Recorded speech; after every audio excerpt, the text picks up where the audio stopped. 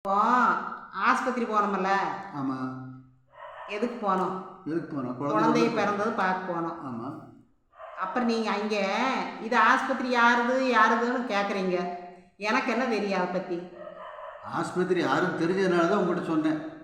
எனக்கு ஆஸ்பத்திரி யாருதுன்னு எதுக்கு? ஒரு மிளகாக்காரர் இருக்கார்ல, அதான் நீங்கள் அதான் மிளகாக்காரரோட பேத்தி.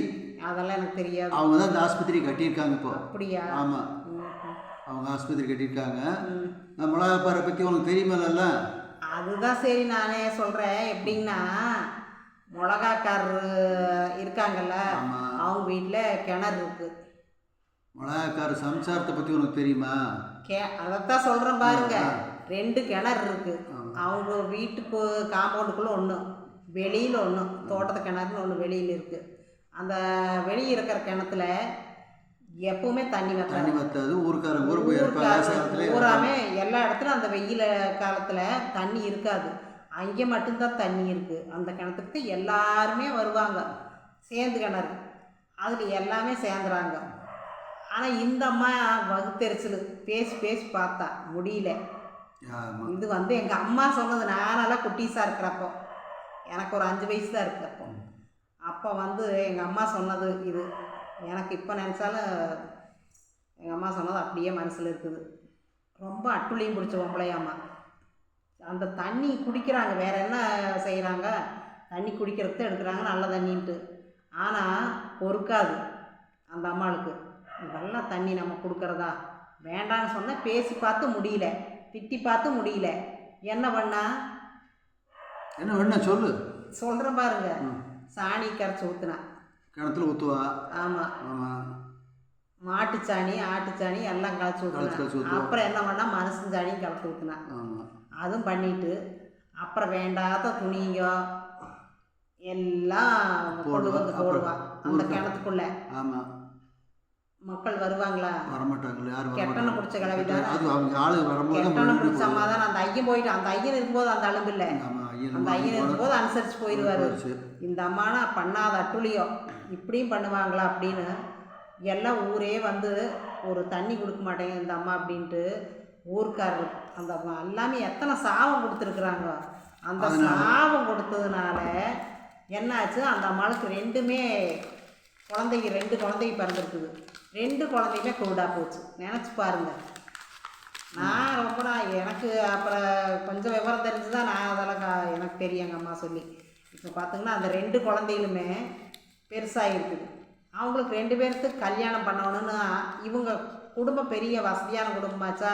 அதனால் கண்ணு குருடாக இருந்தால் 2 பேருமே பசங்களுக்கு குருடு. ஏன்னா ஊர் பூரா சாபம் விட்டதுனால அவங்க அந்த மாதிரி சாபத்தில் பிறந்த குழந்தைங்க தான் 2 பேருமே.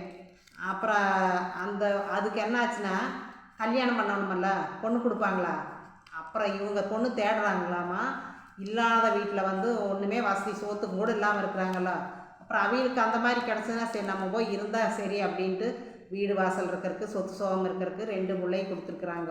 இதெல்லாம் எங்கள் அம்மா சொன்னது. எனக்கு ஒன்றும் தெரியாது.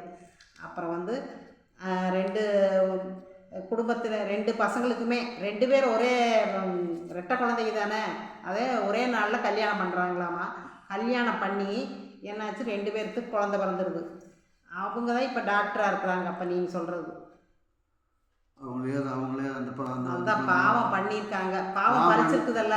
பாவம் அந்த அம்மாவோட பழிச்சிருக்கு. ஆனால் இவங்க 2 பேரும் ஏழையாக பிறந்தாங்கல்ல, ஏழையாக கல்யாணம் பண்ணாங்கல்ல. ஏழையில கல்யாணம் பண்ணதுனால இவங்க நம்ம பசங்களை ஹஸ்பண்ட் குருடா போயிட்டார்ல. அதனால் நம்ம பசங்களை படிக்க வச்சு இந்த கண்டாக்டர் மெயினாக கண்ணுக்கு வர்றவங்களுக்கெல்லாம் இலவசமாக பார்க்குறாங்க. அது சமீபத்தில் நான் கேள்விப்பட்டேன். இப்போ புரிஞ்சுதுங்களா? சொல்லுங்கள். அதைத்தான் நானும் சொல்கிறேன். ஒரு பையன் கண்டாக்டர் படிச்சிருக்கான்.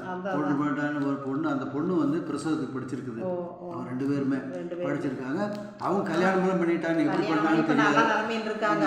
நல்ல நிலைமை தானே. அந்த அம்மா எருமை மாடு மேய்க்கு இந்த வேலை தான் செஞ்சுட்டு இருக்கு. ஆனால் கெட்டனா பிடிச்சது ரொம்ப. ஆனால் பேரம்பேத்தி இந்த நல்லா இவங்க அம்மா பாவம் பண்ணதுனால அவங்கெல்லாம் நல்ல ஏழைகளுக்கெல்லாம் தர்மம் செய்யணும். நம்ம இந்த மாதிரியெல்லாம் கண்ணுக்கு மெயினாக பார்த்து எல்லாம் பார்த்து நல்லா டாக்டரை வந்து நல்லா செய்கிறாங்க இப்போ இல்லையா? ஆமாம், ஒருத்தர் இப்படி பிரசவம் பார்க்குறாங்க. ஏழை வாழலுக்கு வந்து ஃப்ரீயாகவே செஞ்சு விட்றாங்க. அதனால தான் பாவம் பண்ணக்கூடாதுன்னு சொல்கிறது. அவங்களுக்கு கொஞ்சம் இப்போ எல்லாம் கொஞ்சம் ஃபேமஸாக இருக்கிறாங்க இப்போ தலைவர்.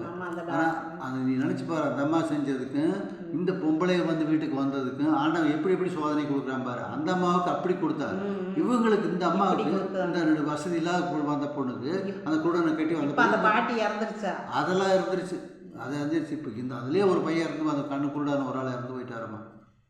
ஓ, அதுலேயுமே வந்துட்டார், நல்ல வயசாகி. இவங்களே வந்துட்டாங்க. இப்போ இவங்களுக்கே குழந்தைங்கெல்லாம் வந்துருச்சு. அதெல்லாம் சொன்னாக்க மிளகாக்கார பேர சொல்லுவாங்க, எப்படி பேரன் தான் சொல்லுவாங்க. ஆமாம், இருந்தாலும் அந்த பாவம் பண்ணால் பாவம் பிடிக்குதில்ல. அந்த பாவத்தையும் தொலைக்கிறது இப்போ தர்மாஸ்பத்திரி மாதிரி தான்